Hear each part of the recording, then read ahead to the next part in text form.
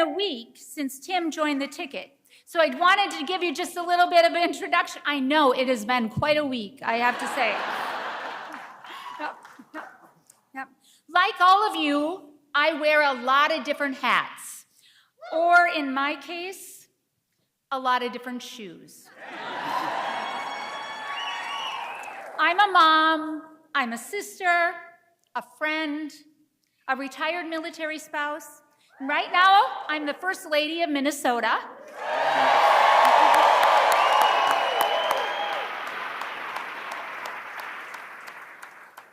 But for much of my life, I've been a teacher.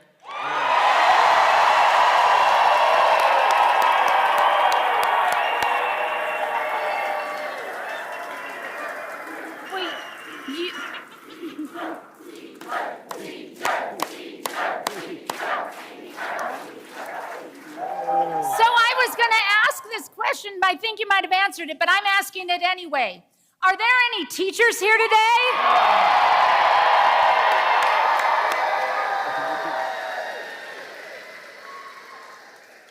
I would just like to say thank you for your work. Yep. Sincerely. Yes! Now, that's how Tim and I first met. We were both teaching in Nebraska. Yep. He taught social studies, you might know that, and I taught English. In fact, two of my former English colleagues are right here with us today, up in that box.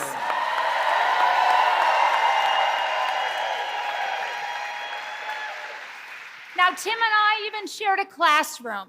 It was the old choir room, and in the school, they were short on rooms, so they just put a divider right down the middle. And it was thin. So his class was always just a little louder and a little more boisterous. That's right, isn't it, Aubrey? Yes, it is. Yes, it is. There was just so much energy in that classroom. But what I knew is that Tim and I shared a belief that education can be transformative.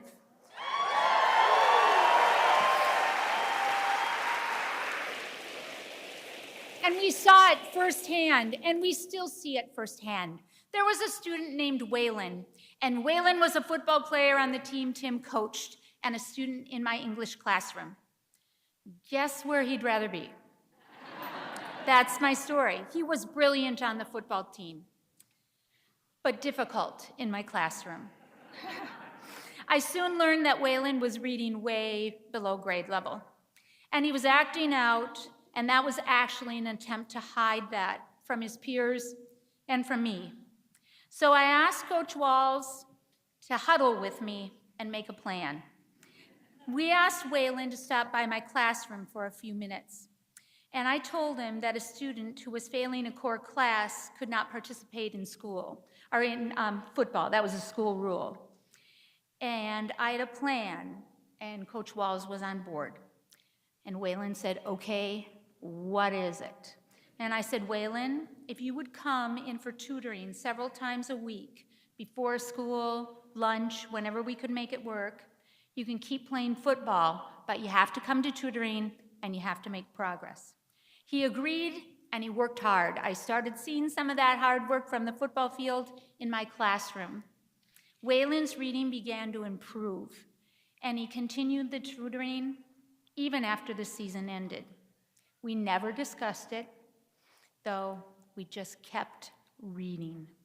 And Tim would often cross that thin divider in our classroom to read with Waylon and to cheer him on. And at the end of the year, Waylon had confidence in himself, both on and off the field.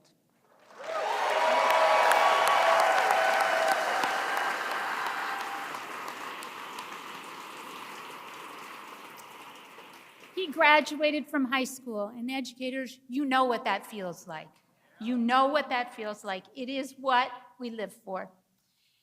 And he had a shot to succeed. He had a chance.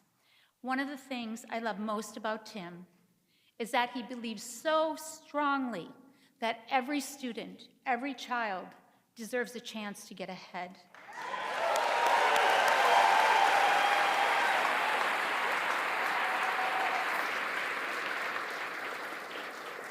That's what teachers know, and that's what we know in schools today.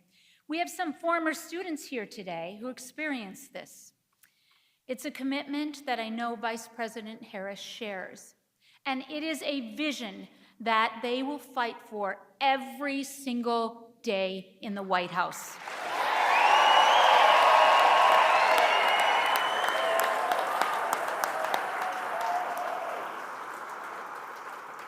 So as we, you and I and Aubrey and Nebraska, Congressional District 2, as we build the future for our children, let's be proud of that and let's take pride in our work.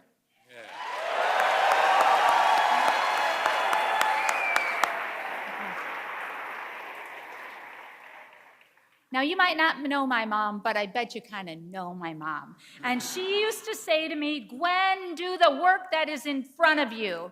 And when I was in 6th grade, or about that time, I thought that meant the dishes. But I learned that wasn't exactly what it meant.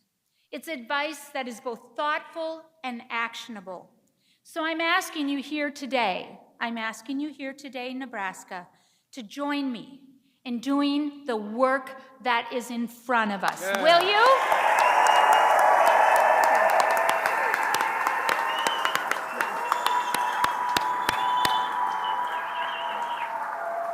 Let's do that work in front of us. Let's volunteer. Let's door knock. Let's sign up. Let's bring volunteers together. Bring a friend. Donate. Talk to people in parking lots. Make the phone calls. Bake brownies for those who are making the phone calls. Drive people where they need to go. Let's do whatever needs to be done. Let's watch that work in front of us that our country needs, that Nebraska needs, that we need. And together, we are going to win this thing.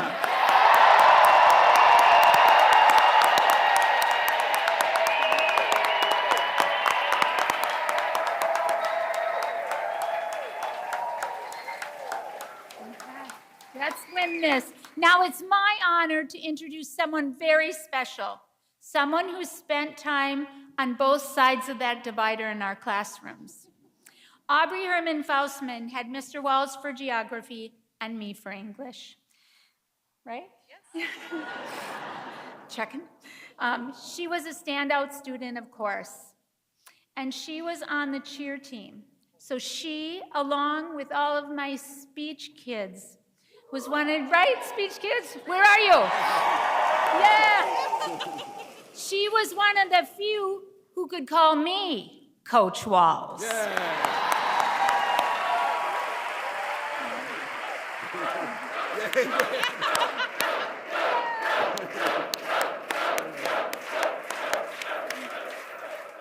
We're so delighted that you're all here today, and especially that she's here with us today. So let's give a warm Nebraska welcome, like you know how to do, to Aubrey Fman. Yeah.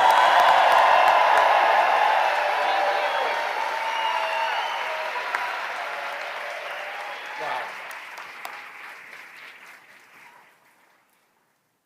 Thank you so much, First Lady Walz. Hey, Nebraska! As you heard, my name is Aubrey, and it's such an honor to be here today to welcome Governor Walz back home to Nebraska. Or Mr. Walz, as I used to call him when he was my high school geography teacher. Now, Mrs. Walz, she was my high school English teacher, cheer coach. She helped me raise that pesky ACT score, and she was also my speech and debate coach, which I think is part of the reason I'm able to stand here right now and talk to all of you. As a teacher, Mr. Walz really challenged us as his students. He was incredibly supportive, understanding with all of us. His humor and excitement kept us engaged. That same energy and enthusiasm you're seeing right now from him out on the campaign trail is exactly how he was with us in the classroom almost every day.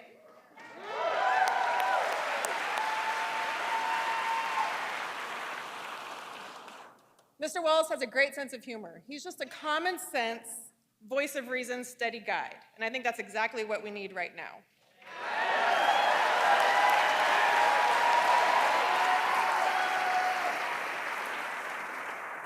I remember that feeling when you would walk into his classroom. It didn't really matter what had happened earlier on in the day, if you'd had a good day, a bad day.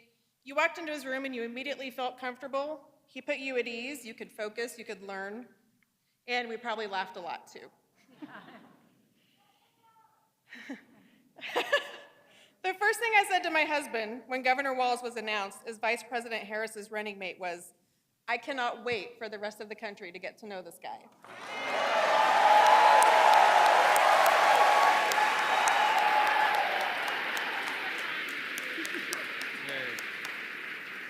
Because what they're going to see is just a good, decent human being who's committed to giving back to his community. He served our country honorably as a veteran in the National Guard.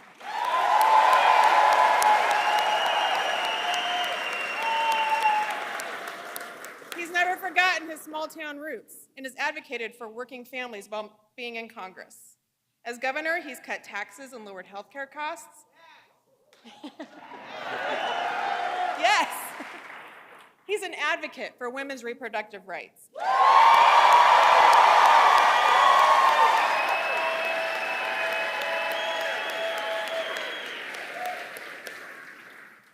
And he has given hope to so many who want to grow their own families.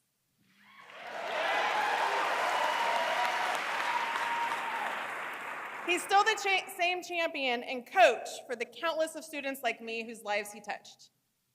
Mr. and Mrs. Walz are good people who've committed their lives to giving back to their communities. We see that now with the incredible job he's done as the governor of Minnesota, where he has an impressive record of delivering for middle-class families like the one he grew up in.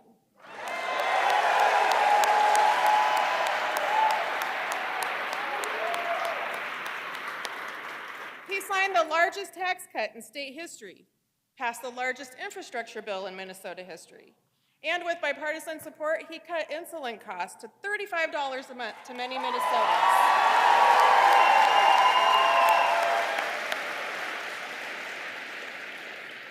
And as a father whose daughter was born thanks to fertility treatments, he knows how critical reproductive health care is.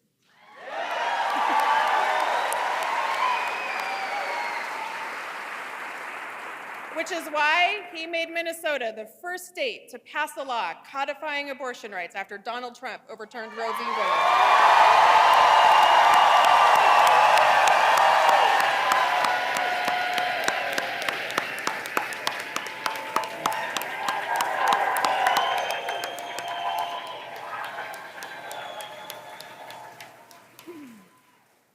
Governor Walz is fighting for the future. He couldn't be more different than Donald Trump and J.D. Vance, and who are only focused to dragging us into the past. He's the perfect partner for Vice President Kamala Harris, and they are ready to take Donald Trump and beat him once and for all.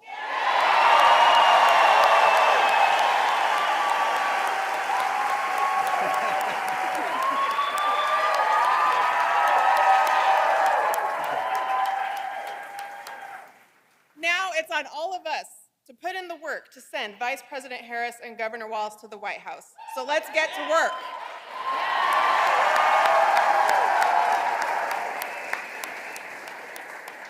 And with that, please join me in welcoming the next Vice President of the United States, Gwen Walz!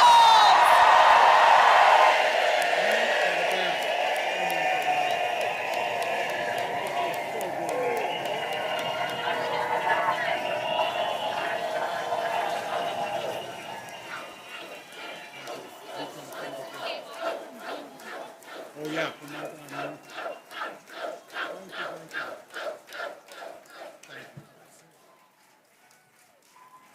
Wow.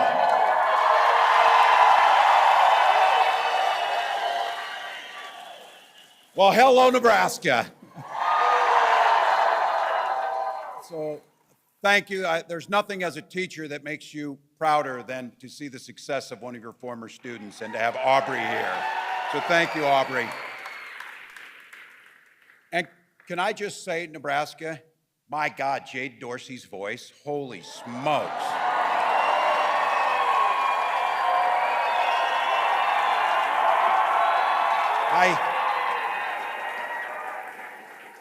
I don't want to get ahead of ourselves, but maybe she will need to do something in January too. So.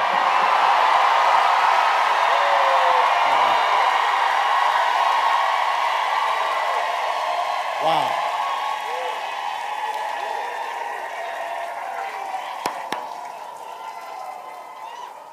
Wow.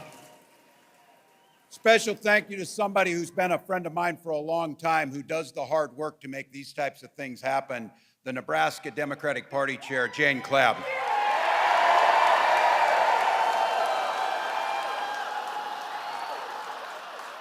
And her husband, Scott, who's along for the ride. So, Jane, so incredible. Look, it's incredible. You saw it here. It's great. Someone I've gotten an opportunity to know, the person who's going to be your congressman come January, Tony Vargas. So.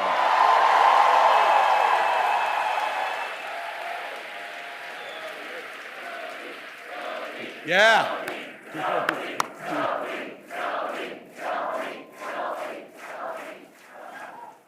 And anybody willing to put themselves out there and run, I have to tell you, take a hard look at Preston Love. We need somebody who's listening to you.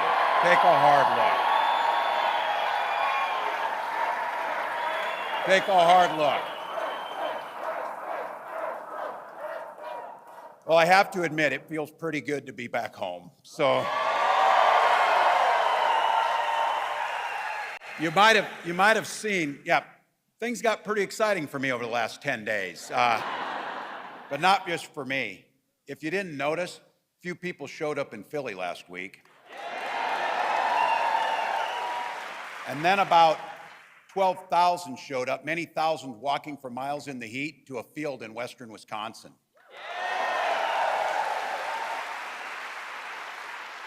Then at that time, the largest rally of the campaign showed up in Detroit, Michigan.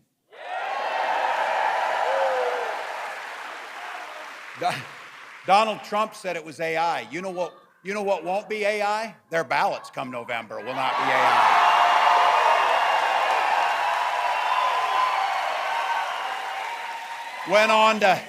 Went on to Arizona to have the largest rally that we're told, the largest rally in Arizona history was there.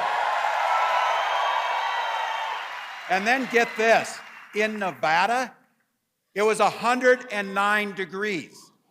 12,000 people showed up for that event. 4,000 people waited in line.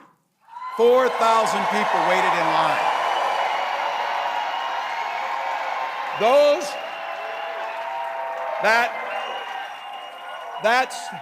That state organizer named Shelby, they didn't just show up at a rally like this. 5,000 of them signed up to door knock, to phone bank, and to do the work.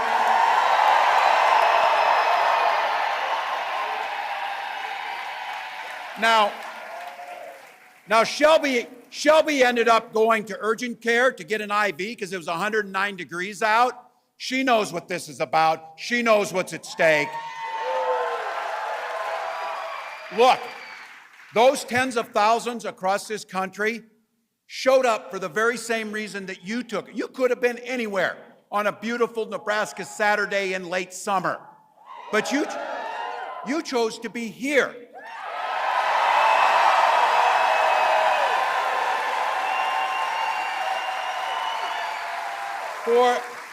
For the most beautiful and simple reason: you love this country.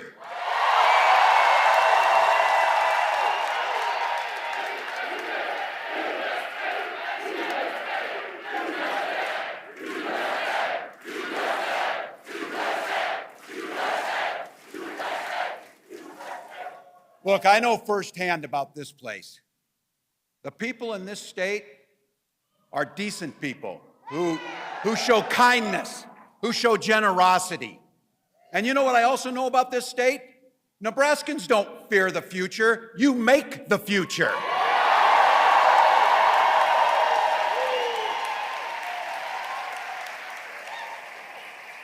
And I know it personally. I was born in West Point. I went to elementary school in Valentine. and I graduated from a town of 400 named Butte.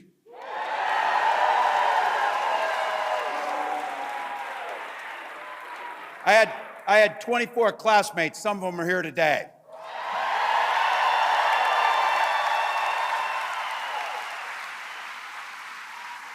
Folks from that town, and I just want to say this. I don't know what their politics are, but I've known their friendship, I've known their kindness, and when our family was down on the luck, they were there for us. I hope I've done the same for them.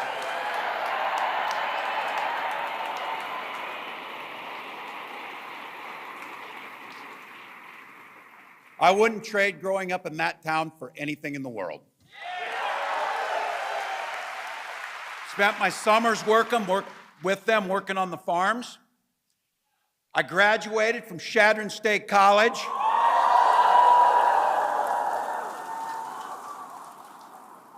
For folks outside of Nebraska, you usually refer to it as Yale of the Midwest. And I taught school in Alliance. Now here I have to be a little careful. I grew up, as all of you, bleeding Nebraska red and true blue Husker fan. But now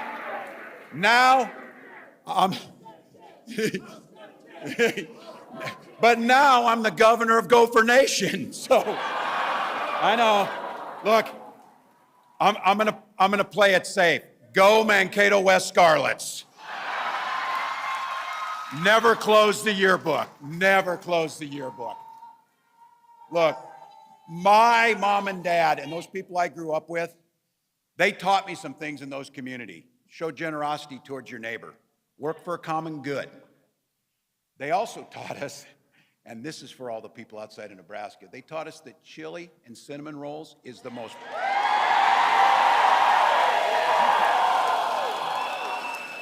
That is the most perfect culinary combination in the country. Look, right now, I couldn't be prouder to be on this ticket to help make Kamala Harris the next president of the United States.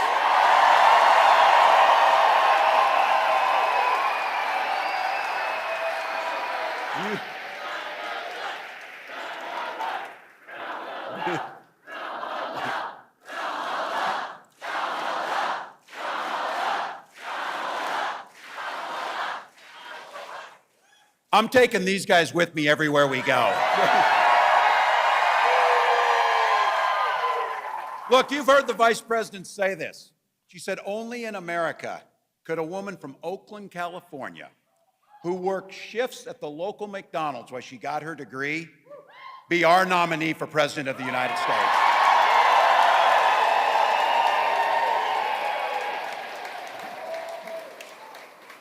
When I heard the McDonald's story about that she's worked at McDonald's, like so many of us growing up, took jobs to get by. The funny thing to me is, can you picture Donald Trump working the McFlurry machine? Oh, he knows us, he knows us. He couldn't work the McFlurry machine. Many of you in here did.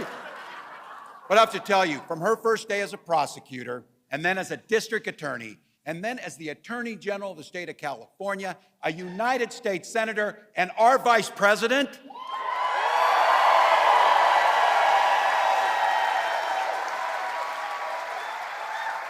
Kamala Harris has been on your side fighting for you every step of the way.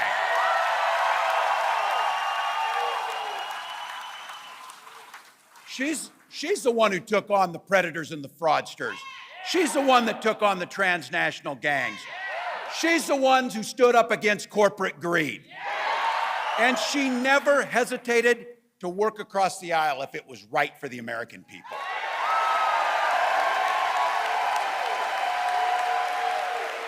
For all the things she's done over the last 10 days, I have to tell you one of the things I'm most grateful for.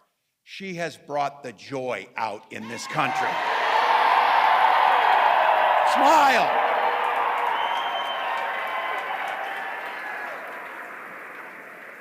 As the First Lady said, you can do the work in front of you, and hard work is good work. but you can do it joyfully. You can do it with decency. You can do it with kindness.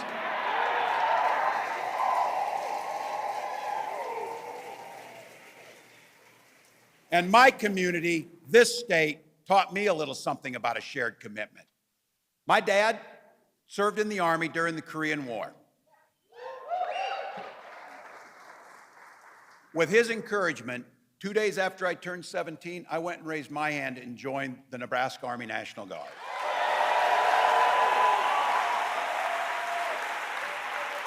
I had the privilege of wearing this nation's uniform for 24 years. Okay.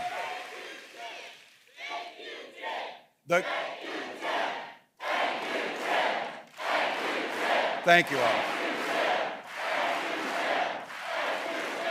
And I'll tell you, the Guard gave me a lot. The Guard gave me purpose. It gave me the strength of a shared commitment, something bigger and greater than just ourselves. And just as it did for my dad and millions of others, it gave me the GI Bill and a shot at a college education.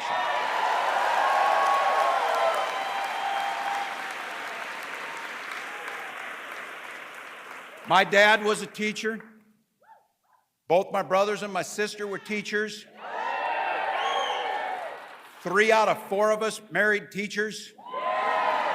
My wife's parents are teachers. 3 of 4 of her siblings are teachers.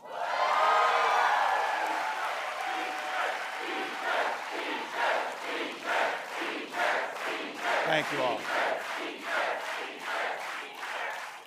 For 20 years, I had the privilege of teaching in our public schools, teaching high school social studies and coaching football.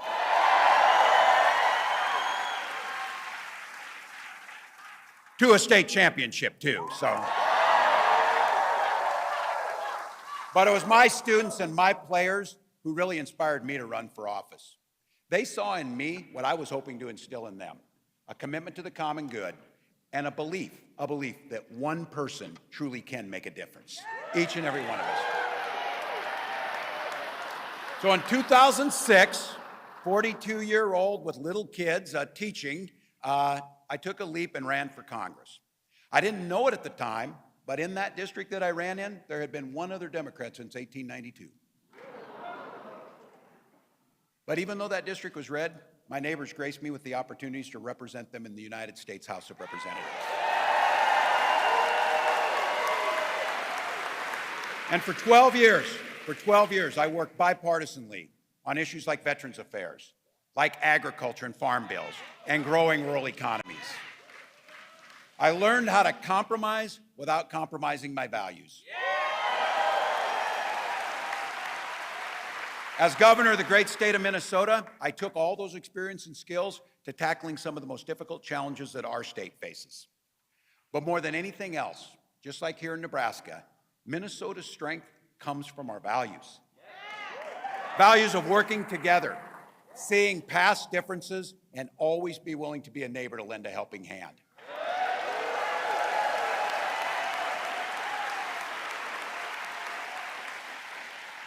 Those are the values I learned out in Valentine. Those are the values that I learned out in Butte. Those are the values I learned with these people who are here, that I tried to instill in my students, that I took to the United States Capitol and took to our state capitol. Now it's time for Vice President Harris and I, as we're running on these values, let's take them to the White House. Let's take them to the White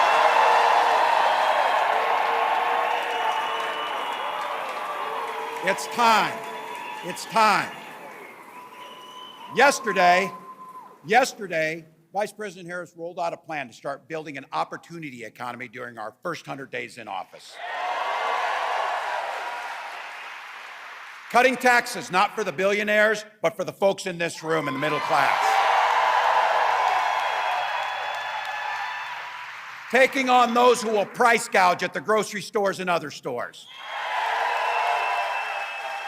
Lowering the cost of rent and the opportunity to own your own home. Continuing to cut the costs of prescription drugs that we all depend on. And just like we did in Minnesota, relieving medical debt that straps millions of people. Now look, we're positive, but I think we all know Donald Trump sees the world a little differently. You think he would understand the importance of Carhenge as a historical relic?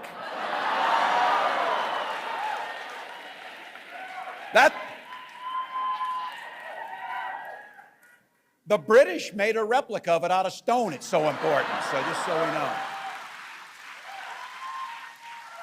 Or do you think he would know the joy of tubing and swimming the Niobrara as we do in the summer?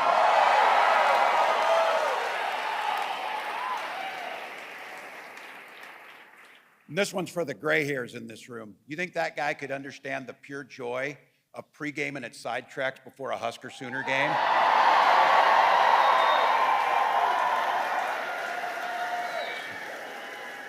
All I can say about that, too, is I'm glad there weren't video cameras around at the time. So we've been there.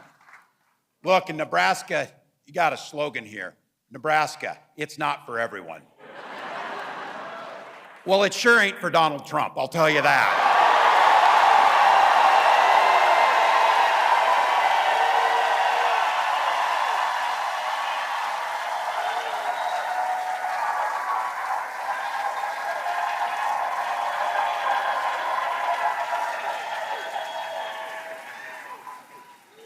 This guy is the opposite of everything here. Every opportunity he has, he weakens our country to strengthen his own hand. He mocks our laws. He sows chaos and division amongst us. And that's not even counting the time he was president. So look, I want to be clear, because I know where I'm at and I know my family. Many of you can probably remember when Republicans talked about freedom, they meant it. They would have never turned their back on our allies. The traditional Republican Party before Donald Trump contributed much to this state and this great nation. But he's not that. Today, when they talk about freedom, they mean the government should be free to invade your exam room. Or that corporations should be free to pollute the air and water. Banks should be free to take advantage of the least fortunate. Look, in Minnesota, we respect our neighbors and their personal choices. Here in Nebraska, it's the same way. We might not make those choices for ourselves, but we live by the golden rule. And that golden rule is, mind your own damn business. Mind your own damn business.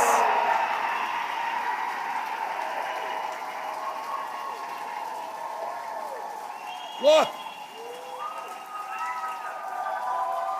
I know this state. I know this state, the kindness, generosity. I also know there's a libertarian bent. You don't need government to tell you about your health care.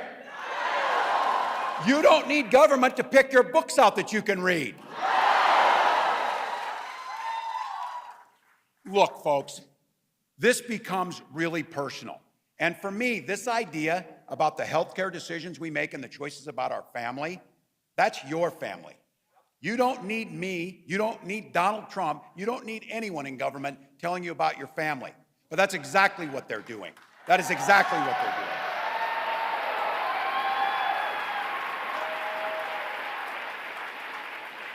If you're an old school libertarian Republican Nebraskan, this is the ticket for you. This is the ticket for you.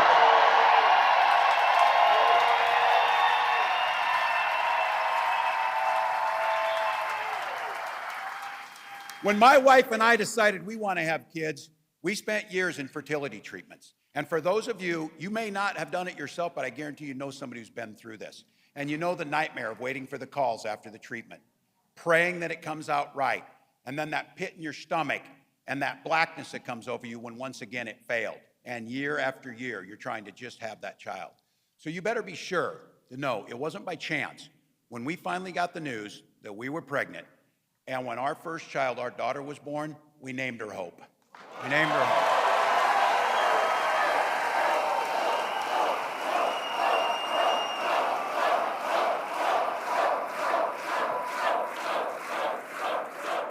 So when this ticket talks about freedom, we mean the freedom to make your own healthcare decisions. Make them yourself. And we mean that your children should be free to go to school without worrying about being shot dead in their classroom.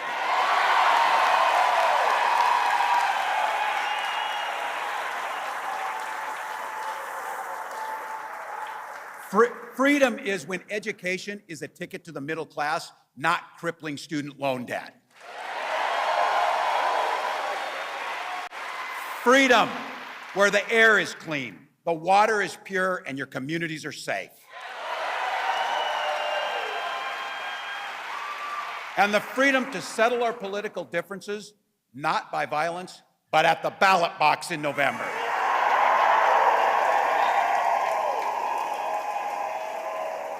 That's what this is about. That's how simple this is. What direction are we going to go in? Donald Trump, he wants to take us backwards to a time where people didn't have that voice. We're not going back. We're not going back.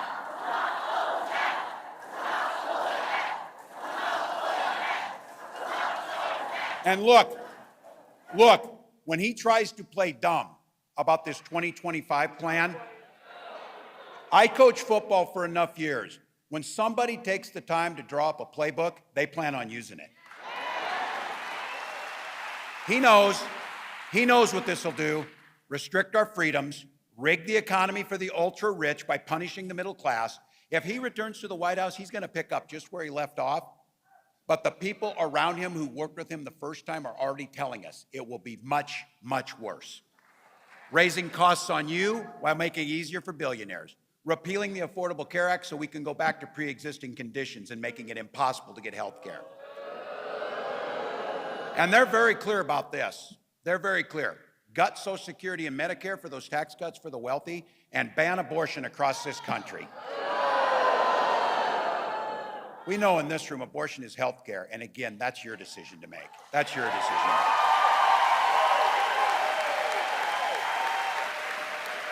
to make. And look, they're super concerned with our bedrooms. They're super concerned with our exam rooms. They're super concerned about our libraries. And I have to tell you, yeah, when they make decisions about your health care, yes, it's weird, but it's worse than that. It's dangerous. When they try and cut Social Security for our seniors like my mom who've earned it, that's not just weird, it's cruel. And when they try, which they did and will again, when they try to overturn fair elections, that's not just weird, that's un-American. That is un-American.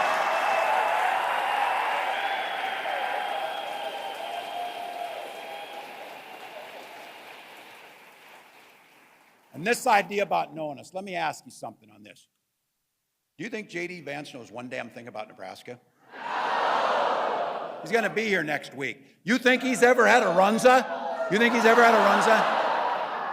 That guy would call it a hot pocket. You know it. Every one of you in here know it. A damn hot pocket. Now look, he wrote a memoir at the ripe old age of 31. And he claimed to be an expert on middle America. All the while trashing and denigrating the very community he was raised in.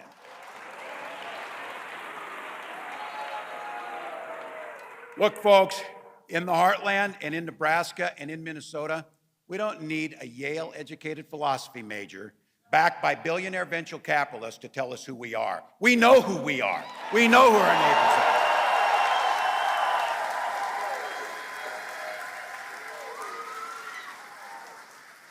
So I don't know about all of you. It's time to put these guys in the rearview mirror. Let's end this. It's time to put them in there. Say it with me. You know it's true. We are not going back to that. We are not going back to that. We're not going back.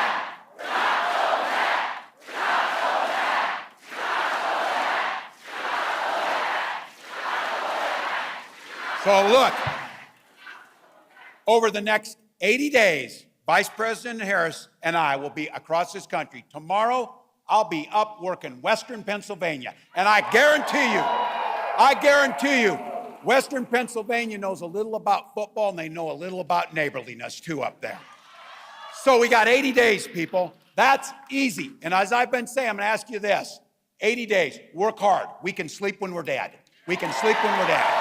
Not now. Not now. We can do this. We need each and every one of you. We do nothing alone. We need you on the team. On November 5th, I want to be at the end of that day when the ballots close across this country. I want to know, and you want to know, we left it all on the field. We left it all on the field.